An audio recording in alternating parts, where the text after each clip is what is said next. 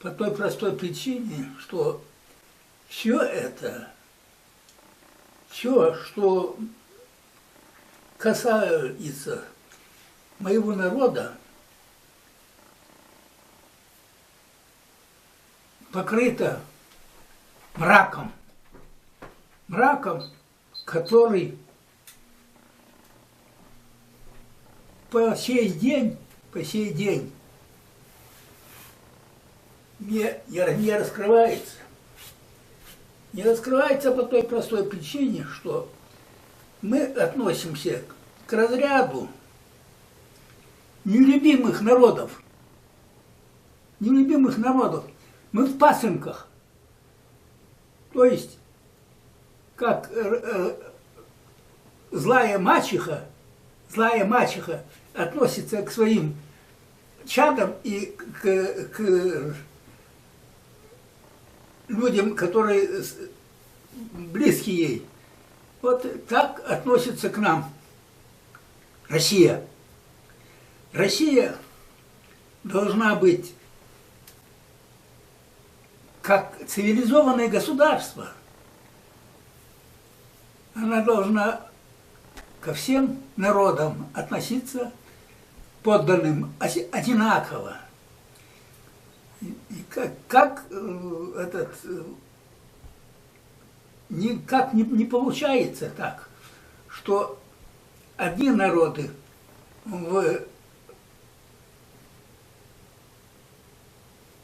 избранные в кавычках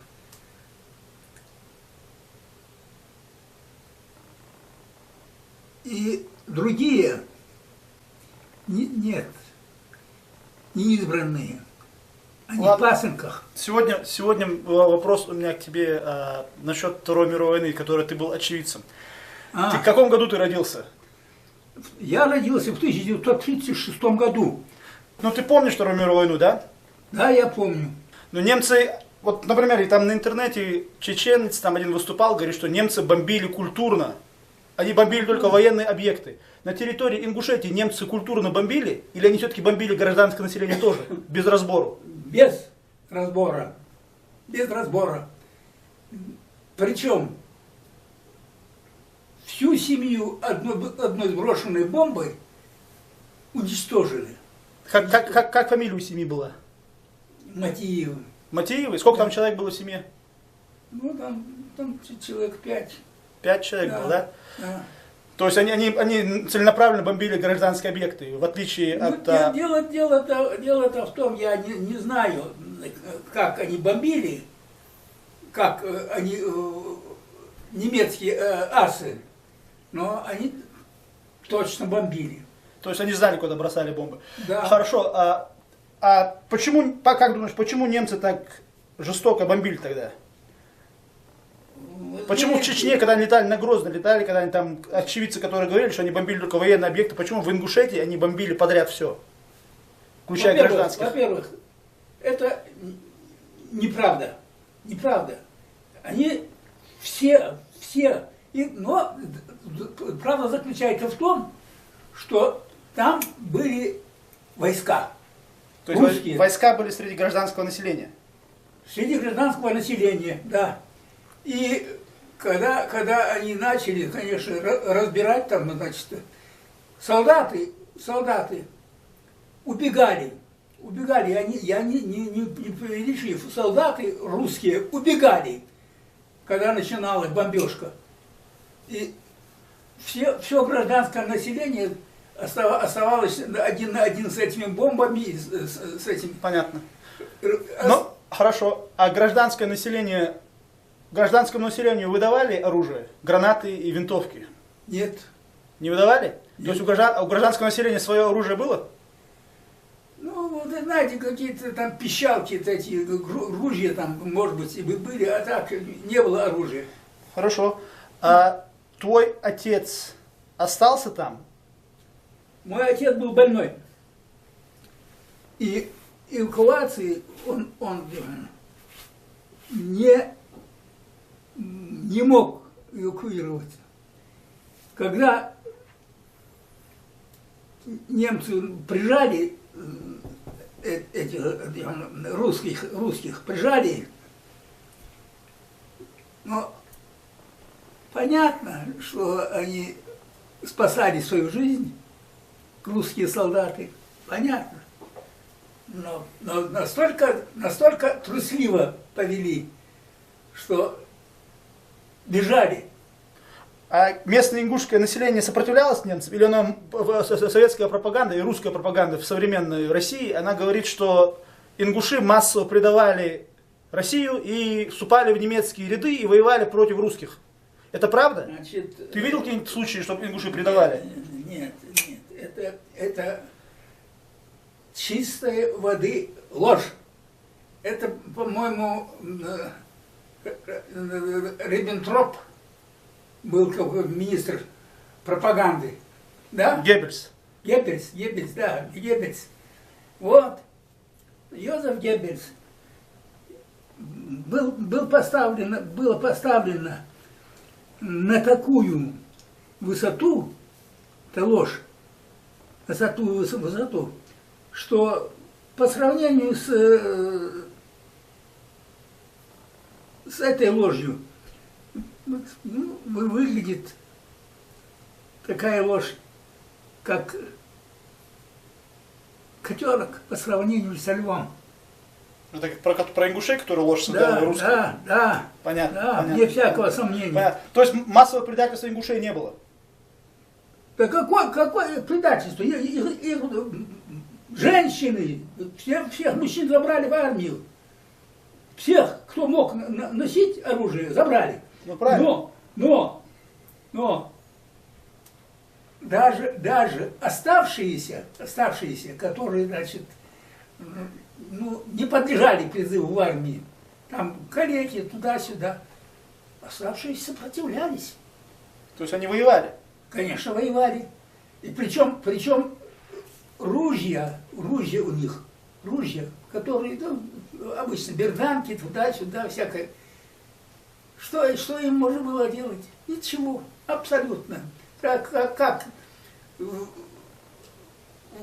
немецкий швайцер.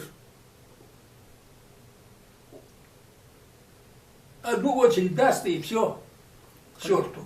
Но, тем не менее, фашистские войска были остановлены на территории Ингушетии, а именно у городов Орджоникидзе, нынешний Владикавказ, и Малгобек. Даже «Советская правда» в то время писала, что в горах, в предгорьях Кавказа идет невиданные по жестокости бои. Местное население участвовало в этих боях? Или они были все-таки как тыл?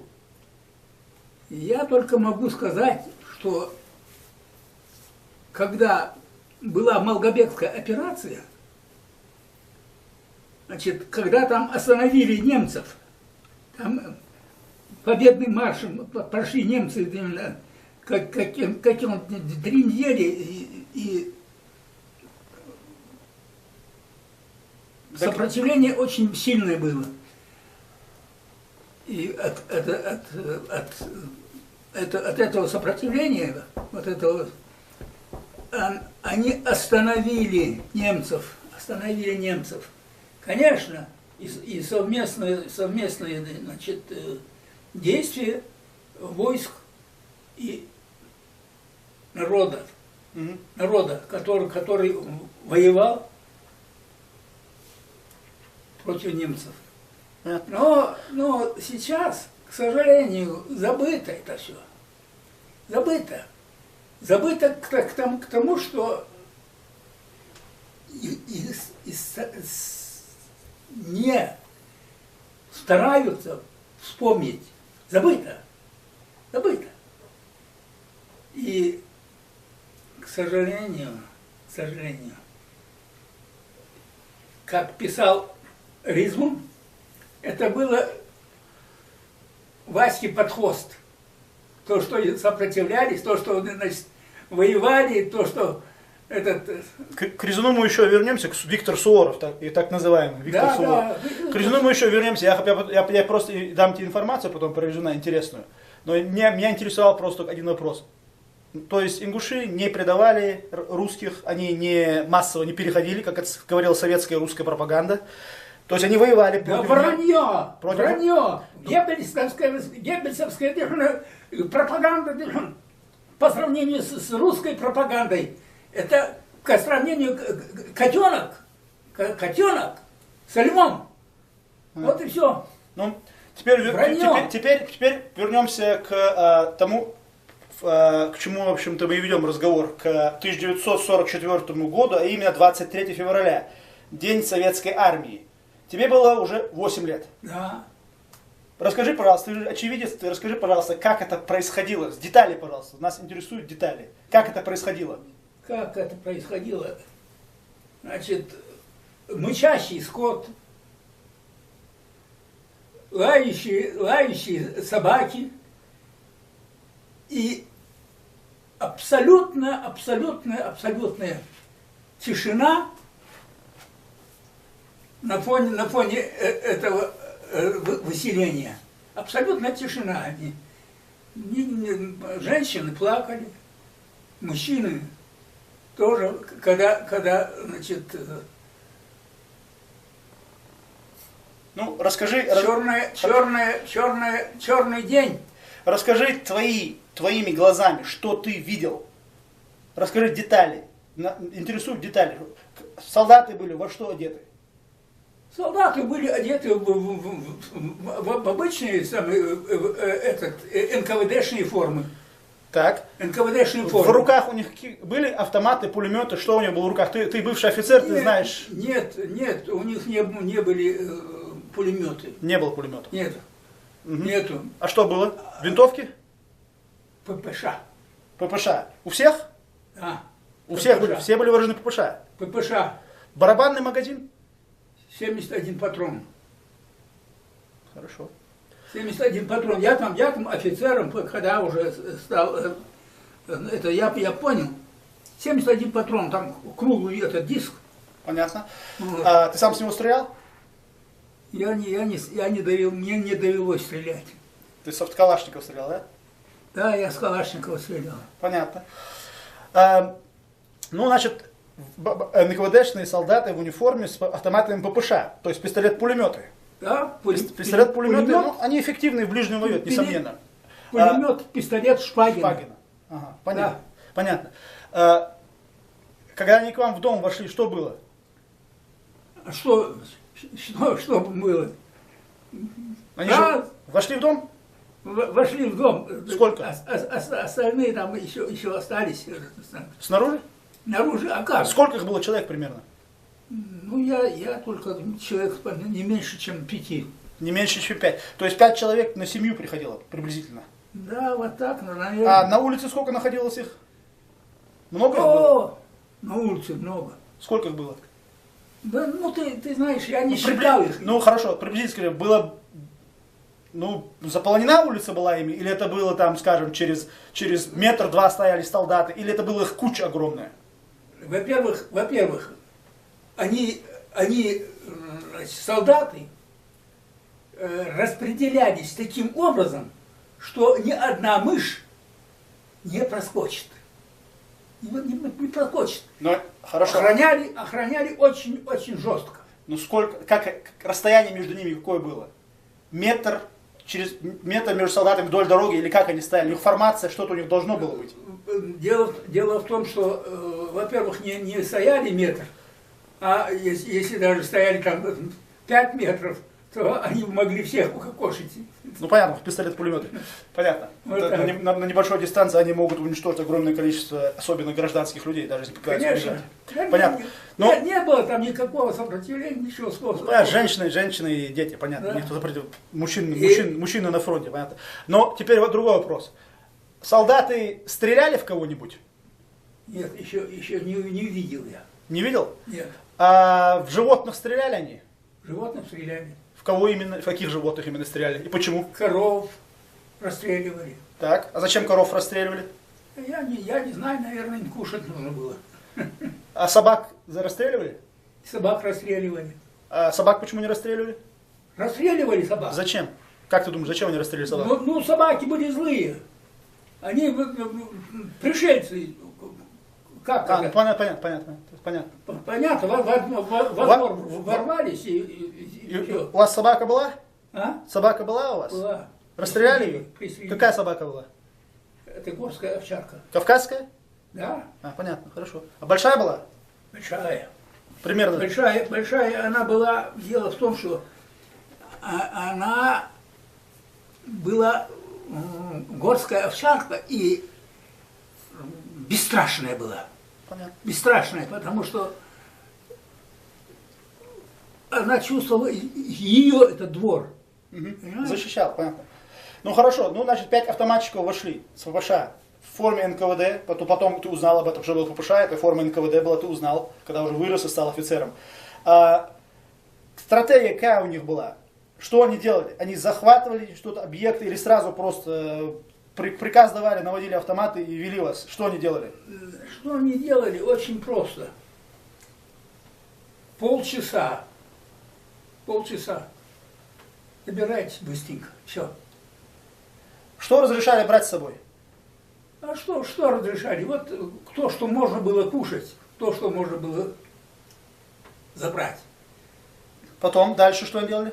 Вас грузили на какое-нибудь средство передвижения, на что-нибудь еще? А сразу подогнали студебекеры. Откуда знаешь, что студебекеры были? Ну как, я это самое прекрасно вижу, что это были студебекеры. Они по ленд-лизу были доставлены через Каспийское, то есть через Каспий, через Иран. Вот. Это ты потом узнал, когда уже конечно, офицером был. Конечно. Понятно. Хорошо. А эти что-нибудь ты студебекеры раньше видел военные? А скажи, пожалуйста, разница между военным студебекером и студебекером, в котором тебя выселяли, была какая-нибудь? Никакой. Никакой? Никакой. Абсолютно. Какие-нибудь детали этого студебекера? Модифицированные они были для чего? Они хорошо, я запомнил только одно. У них впереди был трос. Впереди был трос. И наматывая этот трос, они могли спокойно выехать из грязи. Понятно. Вот и все. Ну а как вот вас загрузили сзади в кузов, правильно? Ну да, в кузов Детей на всех пол загрузили? просто На пол садили, так. усадили и Так. все. И трое автоматчиков стали. А где автоматчики стояли? А? Где автоматчики стояли? Автоматчики стояли, ну там перегородка была. Значит, все-таки они модифицированные были, потому что в студебекерах не было перегородок. Это был военный грузовик. В любом случае, там, значит, отгородили людей от Арестантов от военных. Они находились с вами на одном уровне автоматчики, над вами или под вами, если посмотреть? Нет, они стояли выше нас. Ну, то есть это было как гнездо. Это было как гнездо, над вами стояли автоматчики. То есть даже если кто-то попытался бы встать и что-то сделать, он был бы немедленно расстрелян. Да, конечно. Понятно. Что? Хорошо. Сразу самые автоматы наведены. Так, а в вашем грузовике были мужчины и женщины? Нет. Только дети? Нету. Женщины и дети. Женщины и дети, понятно. То есть там мужчины не было? Не было. Понятно. И малыши, которые, значит, одели, значит, во что угодно, чтобы скорее только... Собраться за 30 минут, понятно. Да, собраться и больше того, чтобы прихватить что-нибудь покушать. Понятно. Так, значит, они загрузили вас на Студебекер. На Студебекерах были эти специальные места, потому что я эту историю слышал раньше, что модифицированные Студебекеры были. То есть ты подтвердил, что они были модифицированы. То есть они специально были сделаны для высылки, для перевозки арестантов. Дальше. По пути вас везли куда? Куда вас подвезли? Во Владикавказ. То есть бывший Орджоникидзе. Да. И потом? Потом нас высадили. Куда? В железнодорожную станцию? Да, железнодорожную станцию. То есть это была Орджоникидзевская железнодорожная станция, куда у вас? Сборный пункт? Да. Много там людей было? Все люди, которые, значит, прибывали, всех держали под охраной. Так. И вас начали загружать. А куда вас начали загружать? Почему? Не загружали вас? В вагоны. Вагоны. А какие вагоны были? Ну как, какие вагоны были? Какие могут быть вагоны, которые... Ну, не знаю, плацкарт. Телятник. Телятник. Плацкарт.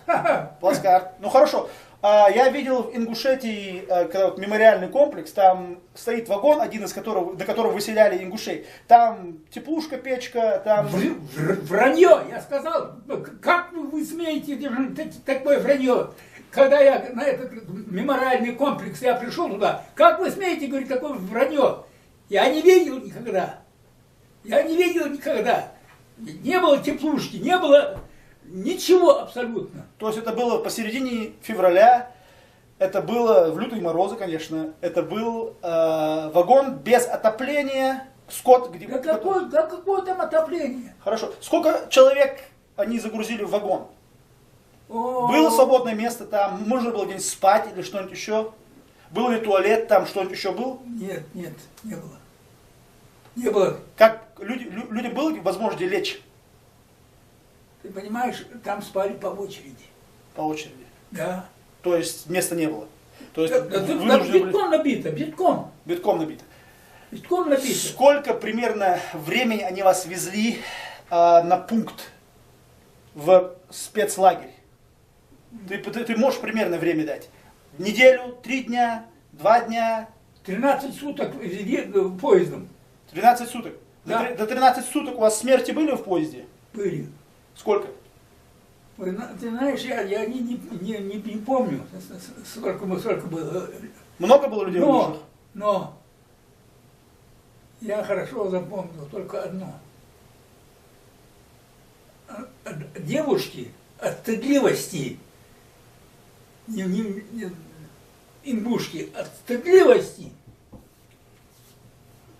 не могли сходить в туалет и разрывались мочевые пузыри. То есть умирали? Да, умирали. Понятно. То я понимаю сейчас это, что это такое? Это был мочевой перитонит. Это самое грозное заболевание из всех.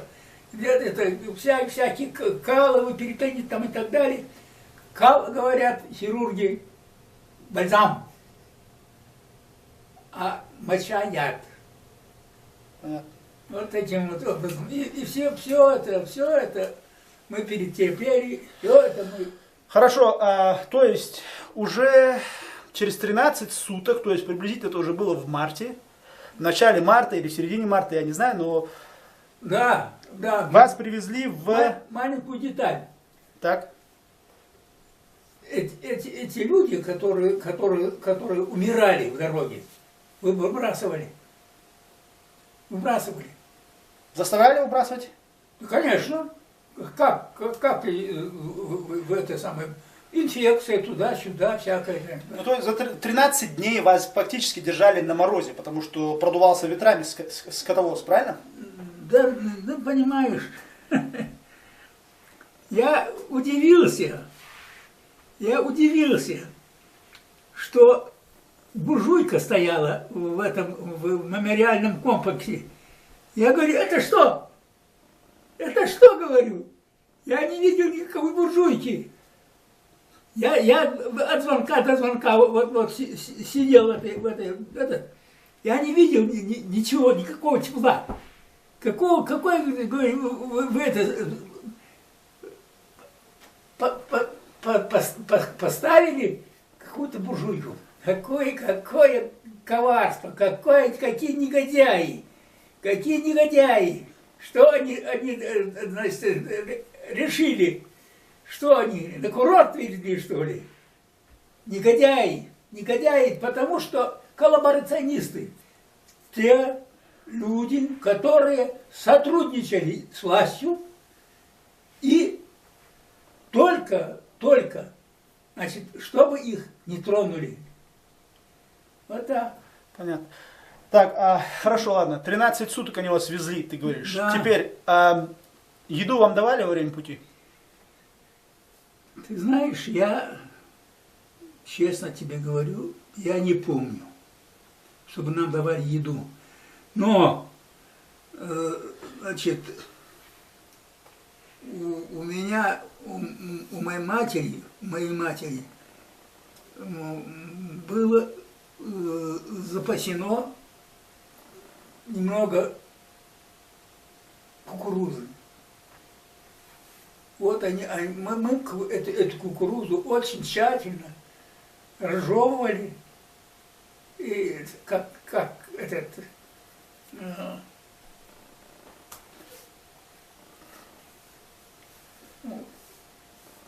пока не превращалась кукуруза в тягучую массу, вот это вот как раз мы и кушали. Куда вас привезли потом? Куда, конечный пункт назначения? Город Щучинск. Город Щучинск. Да, это где? Город Щучинск где? Какой находится? Какой СССР находился он? Или он находился, какой СССР находился, город Щучинск? Какой СССР? Ну, республика какая была? Куда высылали? Казахстан. Казахстан. Это Южный Казахстан или Северный Казахстан? Северный Казахстан. Город Щучинск. Северный Казахстан. Станция курорт Боровое. От звонка до звонка. Я просидел там. Вот так. Курорт Боровое, а температура там какая зимой? Ну была? как сказать, если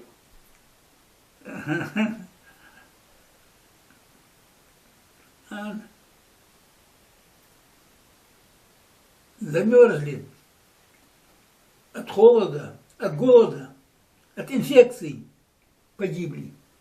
Многие погибли. И многие, малое количество осталось. Русская газета, я вот недавно читал, русская газета говорит, что... Вранье сразу. Подожди, хорошо, да послушай сначала, может правда. Я хотел спросить, потому что интересно было. Русская газета, по-моему, комсомолка была, я точно не помню, нам писала, говорит, что у людей конфисковывали скот в ЧССР, и потом, когда они прибывали на постоянное место жительства, они выдавали... Вот, смотри выдавали сюда. скот им. Вот, что выдавали. Ничего не было. Если бы даже выдали бы курицу, я бы радовался ей. Я не видел ничего. То есть вообще ничего не давали? По-видимому, все эти, значит, продукты, все эти, значит, распределялись местному населению. Местному населению, то есть кому? Казахам? Или русским? Казахам, русским, понятно, всем. понятно. А пусть эти люди погибают, они предатели. Вот и все. Понятно. Как вы выживали? Теперь меня интересуют детали о том, как вы выживали. У вас жилища, какие у вас были жилища? Что вы делали? Как вы от холода прятались? Что вы делали? Жилище у нас, значит, одежда. И весной, когда уже значит, мы начали дышать, в кавычках, весной мы вышли в поле. Собирали колоски от жатвы, которые остались. Ну, представляешь себе, вот, допустим, чуть-чуть, а потом, интересно, это было, значит, всякие полевки там и так далее, кроты там, я не знаю, что это за животные. В всяком случае, они создавали себе запасы. И вот мы копали, куда придет этот самый, придет. Оказывается, все правильно было рассчитано. Оказывается, у них были запасы. У животных? Конечно. Кротов. Полевок. Ага. Вот. И все. Ну, и их выгребали, естественно. Чтобы, ты что, грамм 300-400, это очень большое богатство. Это можно семью прокормить, в кавычках прокормить. Потом вы что-то сделали? Вы построили дом свой или что вы сделали? Какой дом? А что вы сделали? Дерн. Дерн? Да. Дерн сверху этот перевернули дерн, Мгм. пласт. И вот так вот клали. И потом женщины, То есть жилище делали из дерна. да, Защищало от холода. да, ну, как защищала? Обмазывали глиной снутри и снаружи, чтобы... То есть подручные материалы, да? Да, подручные материалы, все. И, значит, комната были две. Мгм. Две комнаты были. Одна была спальня, в кавычках, и, значит, и столовая вместе. Так. Вот и все. А сколько примерно метров была площадь этих комнат? Да вот это что? Еще чего? Площадь какой-то придумал. Ну сколько размер был ее? 5 на 5 метров? Нет. Сколько? Нет. Сохранилось. Все старались зимой сохранять тепло. Понятно. У нас нет ни топлива, Так, невозможности достать это топливо. так. Вот. И потом, Ну то есть вы пытались сделать жилище как можно меньше тогда? да, Сколько оно было? Метр на метр, 2 на 2, 3 на 3, сколько было примерно площадь? Метров сколько? сколько семья какая была? Сколько у вас человек было? 11 человек. 11 человек. Да. 11 человек Все спали в повалку, в повалку. Ну, то есть одетые. да, хорошо. То есть вы спали и человеческое тепло грело вас, так проще На говоря. нарах. Вот они, значит, как-то случайно повернулся и не так. Раз падает, значит, человек с этих нар. И какой сон? Какой сон? То есть это был где-то площадь, ну сколько было? Расстояние, примерно, да? То есть вы битком набивались в эту комнату, чтобы Тепло. согреться. Человеческое тепло грело. Да, тепло. Глина, дерн, человеческое тепло вас грело. Да. Понятно. Хорошо, то есть вы... Одеты были в лохмотья. Так, Лохмотья, они износились. со временем, так, понятно. Да, лохмотья были. Хорошо, значит, выживали вы тем, что вы копали землю и выкапывали оставшиеся от Колоски собирали. колоски собирали. Да. Так. Удача, значит, если у нас живой колос попадался, из комбайна вывалился, значит, удача, значит, раз сам вылущил семена, и не боже упаси, чтобы, значит, я попробовал бы нет. У меня были братья, сестры. То есть приносил общую казну, да? И все это собиралось в общий котел. Понемножечку. Понятно. Вот и все. Понятно. То есть, хорошо. Но потом, когда талая вода сошла, вы уже начали собирать